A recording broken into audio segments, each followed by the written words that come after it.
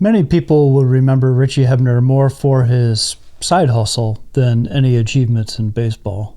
It's hard to argue that there's anybody in the history of Major League Baseball that had a stranger off-season job.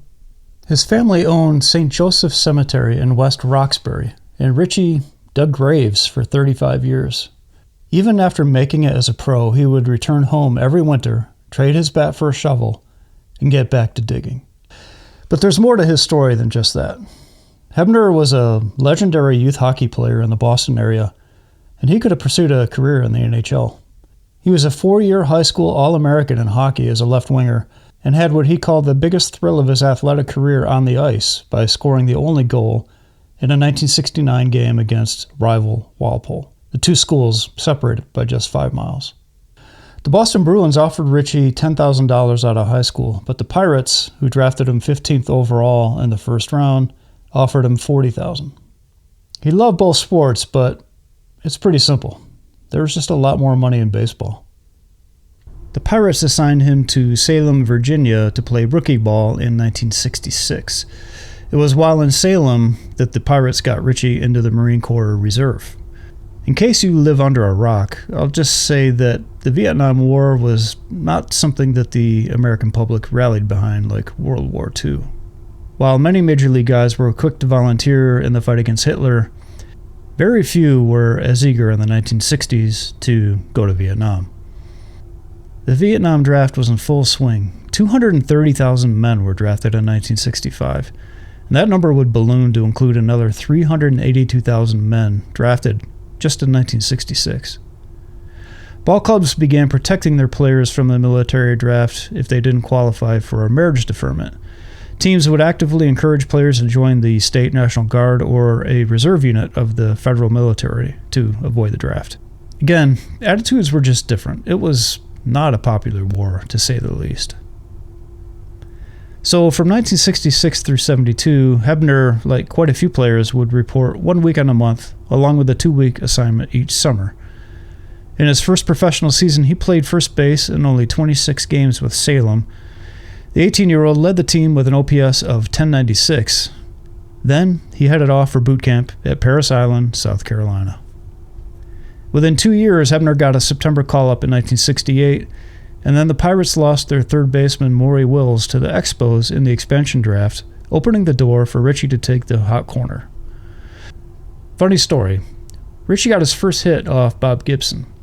When Richie asked for the ball, Gibson stopped cold, turned his head, and stared at Hebner with contempt. Talking about Hall of Famers, I got my first hit in the big leagues. I was afraid to get the ball. Really? Bob Gibson. Oh my gosh. Tough cookie. You bet. You take a big swing at him, I mean, the next pitch got a chance to be behind your neck. Yeah. So I got my first hit off Bob Gibson, April of 1969 in Busch Stadium. Was he that intimidating? Yes. Yeah. And now, a word from our sponsor. I'm Bob Gibson. My fastball isn't so fast anymore, but this is Primatene Mist, the fastest type relief known for occasional bronchoasthma attacks. Restores free breathing as fast as 15 seconds.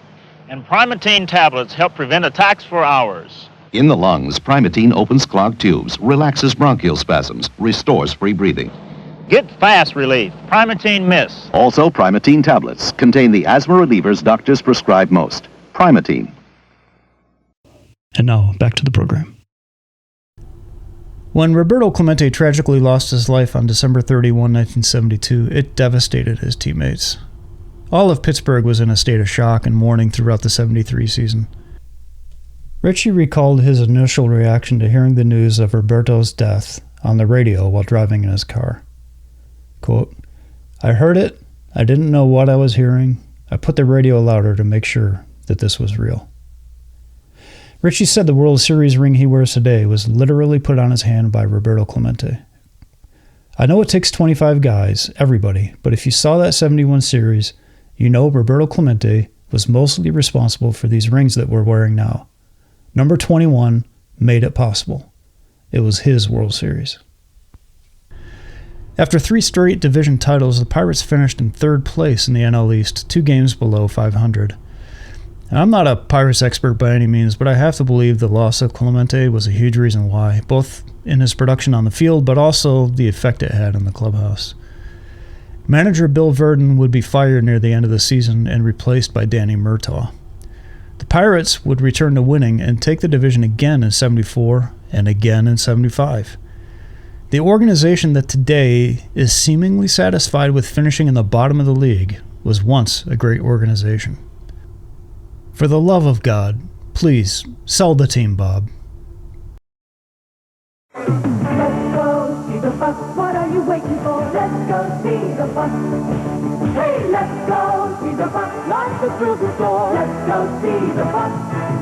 Down at Three River Stadium with all of the action and all of the fun. Hey, let's go see the bus. You really can't go wrong. Let's go see. Take a friend along. You and me. Come on along. Hey, let's go see the bus. Every year coming out of spring training, there are guys that struggle to get going. Big Papi was a notoriously slow starter. In today's game, Julio Rodriguez falls into this group, hitting just .220 with a .626 OPS in March and April for his career. But not Richie Hebner. If there was a Hall of Fame for fast starters, Richie would be in it. Specifically on opening day. During his 18-year career, Richie has slugged .1042 with a ludicrous 1542 OPS. Both of those are the best in MLB history among players with at least 10 appearances in a season opener. Better than Babe Ruth, Ted Williams, Lou Gehrig, Barry Bonds, and everybody else who ever played the game. Richie was known for his solid bat, averaging an .826 OPS in his first 6 full seasons, but he drove his managers Danny Murtaugh and Bill Virdon crazy with inconsistent fielding and a seeming inability to stay focused in the field. Fans who heckled Hebner along the third baseline would often get him to engage, and he'd argue back. It was a constant issue between Virdon and Hebner.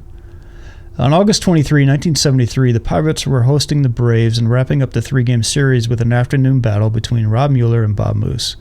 Richie was playing third when Virdon replaced him in the 9th inning with shortstop Gene Alley, who had never played third base.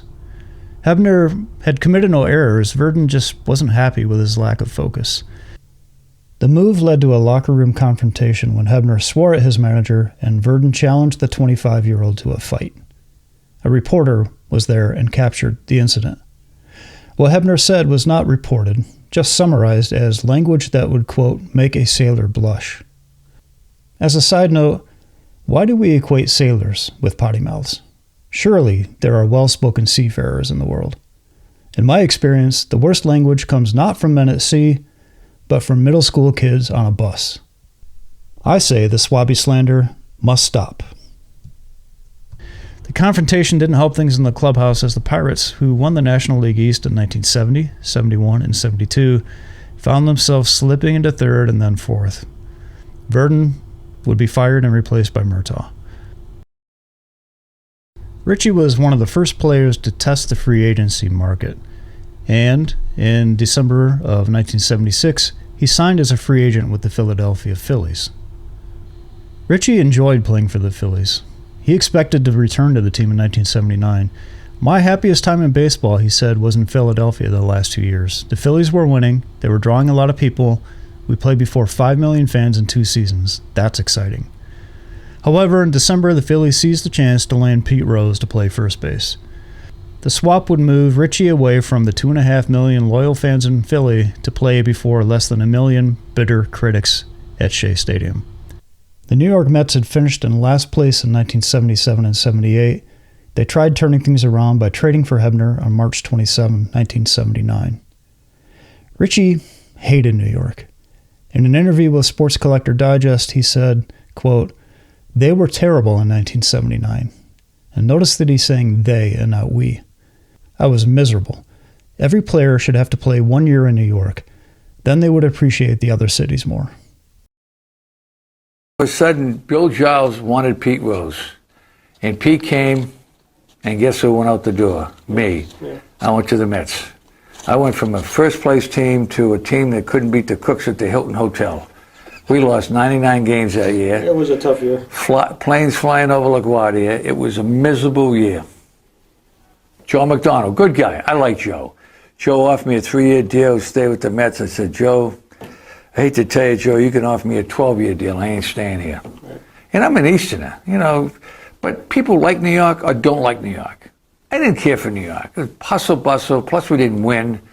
You know, we won 2 games a week. Well, Christ, we celebrated with champagne. We thought we won the World Series.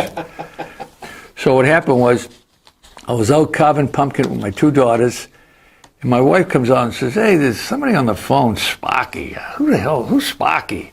And I get traded. That was Sparky Innocent. He called me, he says, welcome to Detroit. And I stopped carving the pumpkin with my 2 young girls, and I went in, I said, okay, Spark, I'll see you in Lakeland.